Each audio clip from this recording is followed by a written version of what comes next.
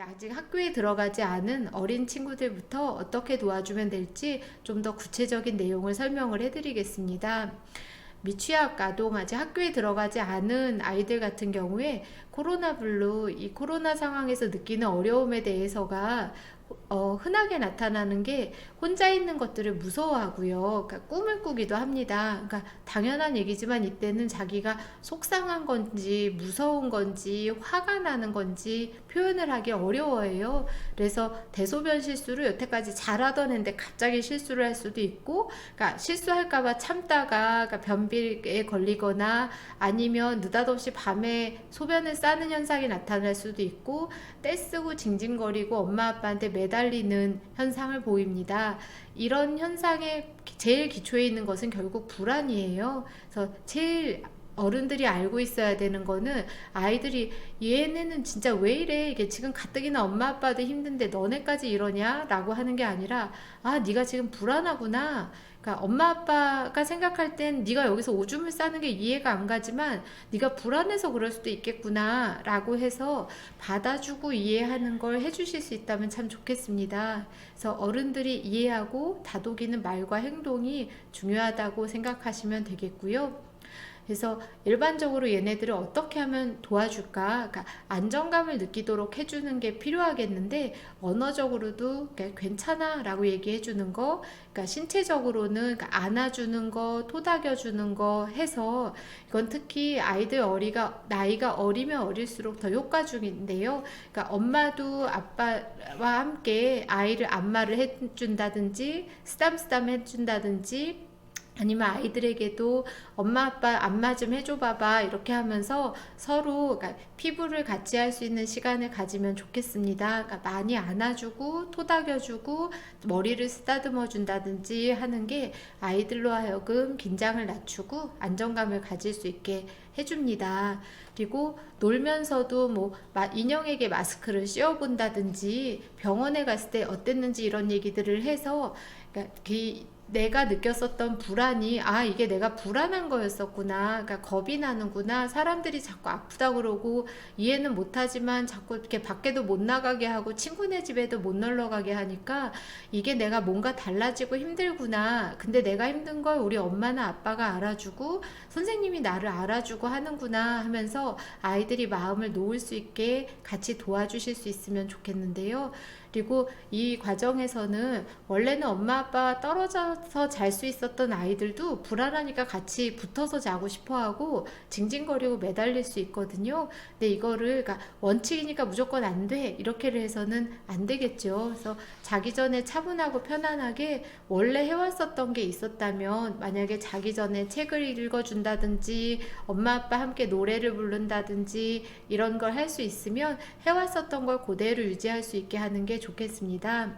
그리고 만약에 원래도 아이들 중에 ADHD나 여러 가지 병으로 약을 처방받았었던 친구들이 있다면 약물 복용을 빼뜨리지 않고 규칙적으로 잘 하는 게 필요하겠습니다. ADHD 아이들은 심리적으로 불안해지면 특히 격리되어 있는 상황 같은 때에는 더 견디기가 힘들어 하거든요. 집 밖으로 못 나가고 학교에도 못 나가면 집안에 있는 동안 아이들이 많이 힘들어 할 수가 있기 때문에, 그러니까 부산하고 불안한 행동을 부모님이 못 견디게 돼서 부모님이 병이 날 수도 있거든요. 그래서 이럴 때는 부모님에게도 옆에 있는 사람들이 참 힘들겠다, 아이랑 같이 지내는 거가 참 쉽지 않다, 선생님들 정말 큰일 하고 계시다 라고 하는 격려와 지지가 필요하겠습니다. 그리고 초등학생이 되면 이제 모양이 조금 달라지는데요. 초등학교 들어가서는 역시 불안이 제일 바닥에 깔려있는 증상인데 쉽게 예민해지고요. 별거 아닌 거에 벌컥하기도 쉽습니다. 그래서 징징거리거나 아니면 동생을 때리거나 물건을 집어 던지거나, 역시 잠자고 밥 먹고 하는 게 달라질 수 있고요. 또 초등학교 학생들한테서 자주 볼 수 있는 것 중에는 신체 증상이 나타나서 머리가 아프다, 배가 아프다 등등 이런 얘기들을 하고, 어쩌다 친구들 만나도, 그러니까 친구들이랑 하도 떨어져 있다 만나니까 낯설기도 하고 어색하기도 해서 어떻게 해야 될지 잘 모른다 이렇게를 할 수 있거든요. 그래서 이 나이에는 이제 이렇게 떨어져 있다가 만나거나 아까 얘기 드린 것처럼 이제 격리 상황에 있었던 아이들 같은 경우에는 친구들이 나를 이제 어떻게 생각을 하려나 하고 걱정을 할 수도 있습니다. 그래서 만약 아이가 그런 상황에 처해서 걱정을 하고 있다면 나를 믿고 이해해주는 친구, 그러니까 누구누구는 너가 힘들었었던 거, 그러니까 네가 떨어져 있었던 거 다 아는데 이제 좋아져서 볼 수 있으니까 좋아할 거야. 또는 선생님이 널 기다리고 계셨어. 선생님이 좋아지는 걸, 그러니까 꼭 보고 싶어 하셨어. 그리고 친척이 뭐 이모가 할머니가 우리 누구누구 잘 지냈는지 궁금해 하셔. 그래서 그때까지 우리 잘 견디고 이제 며칠 남았으니까 우리 조금만 더 견디자 라고 얘기를 할 수 있으면 좋겠습니다. 그래서 누군가랑, 이거는 어른들이나 아이들이나 다 마찬가지인데요.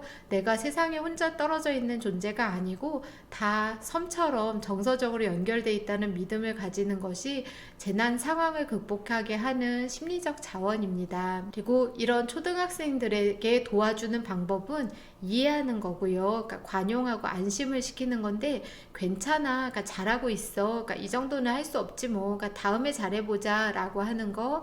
그리고 친구들과 얘기 드리는 것처럼, 그러니까 자주 연락 안 하다 보면 어떻게 어떤 주제를 가지고 어떻게 연결고리가 있었는지를 잊기 쉽기 때문에 친구들과, 그러니까 우리가 여러 가지 메시지를 통해서 연결을 할 수가 있잖아요. 그리고 그러니까 신체 에너지가 어느 정도는 소비가 되어야 아이들이 마음이 놓이는 면이 있기 때문에 가능하다면, 그러니까 가족들이 다 함께 운동과 스트레칭도 해줄 수 있다면 참 좋겠습니다.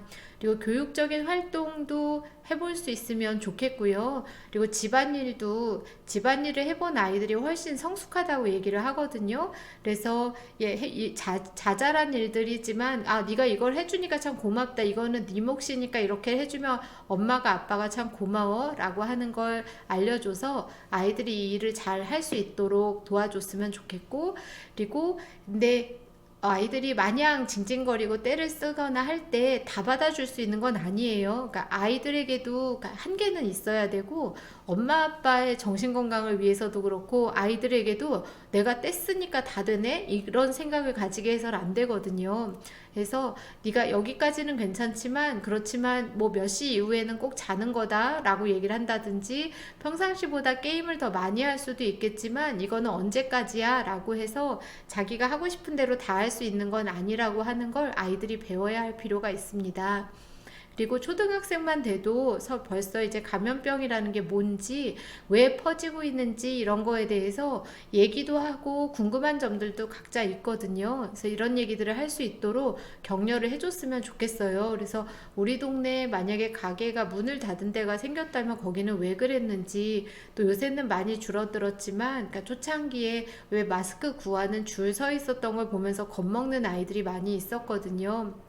그래서 아이들이, 그러니까 놀기도 하고 대화를 하면서도 나 그때 무서웠다, 그 사람들 서 있는 거 보니까 겁났다, 그러니까 다시 이렇게 되면 어떡하나, 그러니까 겁이 났다, 이런 얘기들을 할 때 그런 말들을, 그러니까 그런 얘기 기분 나쁘니까 하지마 이런 거야말로 정말 해서는 안 될 말이어서, 그래 말 잘했어, 그러니까 엄마도 사실 걱정이 됐고 아빠도 불안한 거 있었단다 라고 얘기를 해줄 수 있다면, 우리가 다 같이 이 시기를 지나면서 잘 버티는 게 중요한 시간이라고 생각을 하기 때문에요. 그래서 어떻게 하면 우리가 이런 여러 가지 비정상적인 상황에서도 정상적이고 일상생활을 유지할 수 있을까? 아이디어를 내는 것에 아이들도 참여할 수 있으면 좋겠습니다.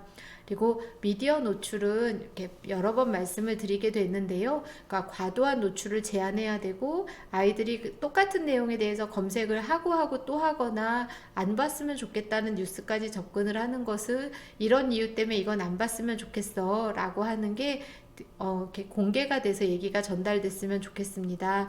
또 만약에 같은 반이나 아니면 주변 친구들 중에 누구는 병에 걸렸대 라고 얘기를 할 때 걔는 더러운가 봐, 아니면 이런 뭐 손을 잘 안 씻었나 보지, 아니면 이제 죽는 거야, 뭐 이런 얘기들을 하거나 할 때 꼭 우리가 손을 열심히 잘 씻어도 안 되는 경우도 사실 있으니까, 그 친구가 역시 잘못하거나 그런 게 아닌데 꼭 뭐 나쁜 짓을 해서 병을 걸리는 게 아니라 열심히 노력을 해도 안 되는 경우도 있으니까, 그리고 병에 걸린다고 다 죽는 것도 당연히 아니니까 아이들이 겁먹지 않도록 잘못된 정보를 가지고 있을 때에는 분명하게 설명을 해줄 수 있다면 좋겠습니다.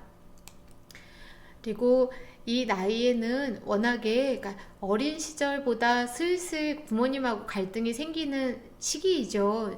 그러니까 그 공격적인 행동이 늘어나는 거가 부모님 입장에서도 도대체 왜 저러냐, 정말 힘든데 너네까지 이러냐 하는데, 부모님하고 아이들 사이에 갈등이 생기면 아이들이 갖고 있는 불안이 더 악화됩니다. 아이들은 자기들이 불안해서 짜증을 내고 성질을 부린다는 걸 잘 모르거든요. 그래서 엄마 아빠까지 달라지고 있다라고 아이들이 오해를 할 수 있기 때문에, 부모님은 이게 쉽지 않은 상황이라고 하더라도 아, 얘네들이 지금 힘드니까 이런 모습을 하는구나 라고 하는 걸 알고 기억하셨으면 좋겠고요. 휴대폰이나 게임 시간에 대해서도 좀 더 게임을 한다거나 하는 거에 대해서는 평상시에 갖고 있는 규칙을 그냥 있는 그대로, 그러니까 적용을 하는 것보다는 지금 상황에서 약간은 이렇게 가감이 될 수 있게 하면 좋겠습니다. 근데 이거가 그러니까 언제까지나 계속 늘어날 수 있는 거는 아니고, 지금이 정말 시기가 시기인 만큼 잠깐 이렇게를 할 수 있는데, 이런 것들이 끝나면 다시 원점으로 돌아가서 원래 우리가 했었던 약속은 그대로 지키자, 이렇게를 할 거고요. 그리고 아이들이 주의를 돌릴 수 있도록 함께 어울려서 할 수 있는 활동, 게임, 뭐 신체 움직임이나 영화를 함께 보기, 드라마를 보기 등등 아이들이 좋아할 만한 다른 어떤 주제들을 찾아보는 것도 좋겠습니다. 역시 초등학생 정도 되면 우울증이나 틱이나 ADHD 같은 걸로 약을 먹고 있는 애들이 상당히 많이 있거든요. 그래서 원래도 병을 갖고 있었던 아이들이 이 시기에는 더 많이 힘들어질 수도 있으니까, 약물 복용하는 거를 특히 이 시기에는 놓치지 않고 꾸준히 할 수 있도록 도와주셔야 되고요. 가짜뉴스에 대한 조절을 도와주시는 거는 앞에서 말씀드렸던 것과 같습니다. 아이의 뉴스는 부모님과 함께 보거나 아니면 혼자서 검색해 보거나 하고 싶을 때에는 시간을 정해서 볼 수 있도록 도와주실 수 있으면 더 좋겠습니다.